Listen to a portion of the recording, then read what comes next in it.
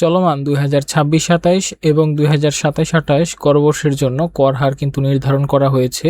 একজন স্বাভাবিক পুরুষ ব্যক্তির জন্য করমুক্ত আয়ের সীমা ধরা হয়েছে 4 লক্ষ টাকা, অর্থাৎ 4 লক্ষ টাকাতে কর হার হবে 0, এখানে কোনো কর দিতে হবে না। পরবর্তী 3 লক্ষ টাকা পর্যন্ত 10%, পরবর্তী 4 লাখ টাকা পর্যন্ত 15%, পরবর্তী 5 লক্ষ টাকা পর্যন্ত 20%, পরবর্তী 20 লক্ষ টাকা পর্যন্ত 25% এবং অবশিষ্ট টাকার উপর 30% হারে কর ধার্য করা হয়েছে।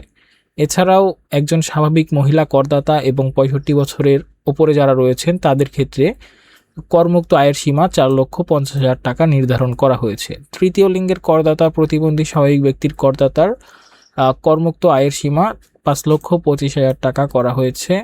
এছাড়াও গ্যাজেটভুক্ত মুক্তিযোদ্ধা যারা রয়েছেন এবং জুলাই গণঅভ্যুত্থানে জুলাই যোদ্ধা যারা রয়েছেন গ্যাজেটভুক্ত, তাদের জন্য করমুক্ত আয় সীমা 5,50,000 টাকা করা হয়েছে।